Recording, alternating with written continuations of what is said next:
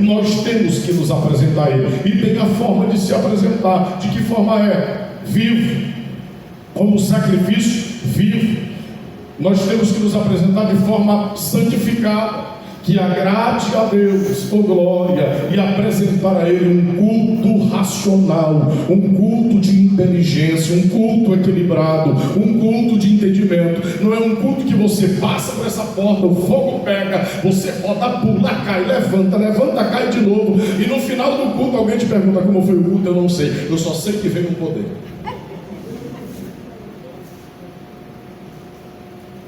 Eu não sei. Não. Só vi um vulto, um vento passou e eu, pum, e agora não sei. Mas o que foi lido? Também não sei. O que foi cantado? Muito menos sei. Eu só senti poder.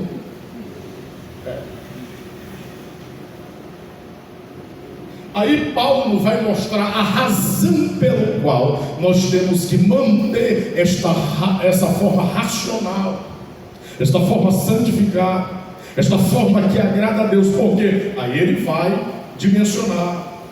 Vocês que vivem na dimensão da santificação, da vida racional, da vida que está disposta a agradar a Deus, versículo 2: não tem que se conformar com este mundo, mas vocês têm que ir para o metamorfo, vocês têm que ser transformados, oh glória. E de que maneira, Paulo? Pela renovação do vosso entendimento. É Paulo mais ou menos dizer: se abra para aquilo que é pleno, para aquilo que é real, para aquilo que é verdadeiro, para aquilo que te dá vida, para aquilo que te aproxima de Deus, para aquilo que te transforma. Aleluia. Meu Deus, sério?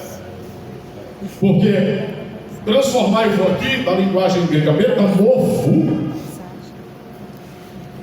que vem recaindo para metamorfose, que fala de transformação. Então o apóstolo Paulo diz, ele está dizendo: não vos conformeis. A palavra conformeis aqui no original é: não entre na forma que este mundo quer. Você não precisa ser coach, você não precisa ser hiperpentecostal, você não precisa ser neopentecostal, você só precisa viver de acordo com a palavra de Deus, com o propósito de Deus, com o querer de Deus e a vontade de Deus. Aleluia, glória a Deus. E neste caso aqui, para esta noite, é uma vida de santidade. Quem está entendendo até aqui, diga glória a Deus. Então você vive em meio. Alex, pode entrar, meu santo. Ele ali auxiliar, junto com a esposa dele. Sente por aqui. Já estou me sentindo em casa. Pode entrar. Pois bem, então nós vivemos diante de uma sociedade apelativa e diante de uma sociedade desenfreada. Queridos, abra a vossa Bíblia em Romanos capítulo 1. O negócio aqui vai pegar é agora. Tem pessoas amigas desse auditório? São todos crentes? Todos crentes, né? Todos crentes. Tem coisa que a gente fala da Bíblia e que o negócio pega. Romanos capítulo de número 1, versículo de número 28. Romanos capítulo de número 1, versículo 18. 1,18. Aí você tem. É fácil, quem já fez. Quem estudou a quarta série, terceira série, melhor dizendo, terceira, quarta série, sabe que aí de repente vamos para o nosso tempo, né? A tia dizia assim: vamos fazer uma cópia oral. Aí a cópia oral, ela estava com um texto. Aí ela citando o texto para nós escrever. Aí tinha o que lá? Um cabeçalho, né? Que era a temática a ser desenvolvida para aquela cópia, né? Aí você aprofunda hoje de uma forma redativa, né? E aqui nesse caso, biblicamente, dentro da bibliologia, da grafia bíblica, você chama isso aqui de epígrafe. E a epígrafe aqui, que é o cabeçalho daquela cópia, ou dessa cópia, está nos mostrando que a ira de Deus aqui se estende contra o pecado. E aí você tem aqui a ira de Deus se revela do céu contra toda a impiedade e perversão dos homens, que detêm a verdade pela justiça, porquanto o que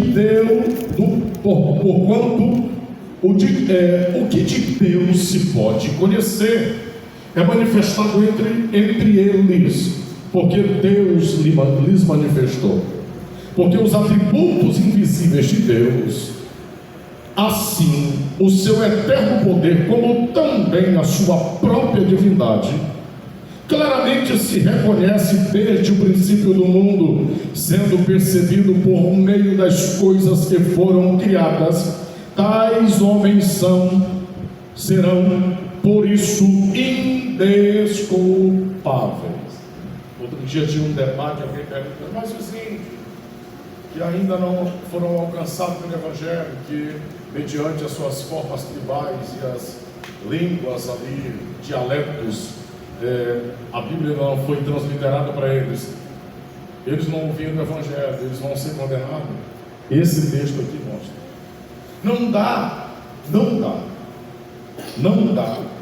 para a humanidade dizer que não existe um ser supremo. Não dá. Deus existe. Deus existe. Na verdade, Deus nem existe. Olha para quem está do seu lado, dá um nó na cabeça dele, na tua também, e diz assim: Deus não existe. Existe ou não existe? Peraí, quem disse que existe? Existe ou não existe, Deus? Não existe. Não existe. Deus não existe. Quem existe é você. Deus é. Tem um termo no hebraico chamado Yehová, o Deus que é. Deus não existe. Deus é. Aleluia. Quem existe somos eu e você. Aí o apóstolo Paulo, ele continua dizendo: porquanto, tendo conhecimento de Deus, não glorificaram como Deus, nem lhe deram graças, antes se tornaram nulos em seus próprios raciocínios, obscurecendo-lhes o coração insensato, inculcando-se por sábios, tornando-se loucos. Paulo é muito filosófico nesse texto, neste capítulo, muito profundo, mas também muito valente e sábio homem de Deus.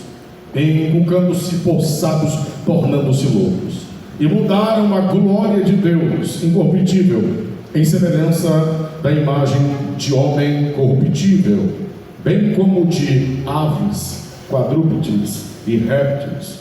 Por isso Deus entregou tais homens à imundícia pela consciência de seu próprio coração, para desonrarem o seu corpo entre si, pois eles mudaram a verdade de Deus em mentira, adorando e servindo a criatura em lugar do Criador, o qual é bendito eternamente. Amém. Aí Paulo continua: por causa disso os entregou Deus às paixões infames, porque até as mulheres mudaram o modo natural de suas relações íntimas por outro contrário à natureza. Semelhantemente, os homens também, deixando o contato natural da mulher, se inflamaram mutuamente em sua sensualidade, cometendo torpeza, homens com homens, e recebendo em si mesmo a merecida punição do seu erro.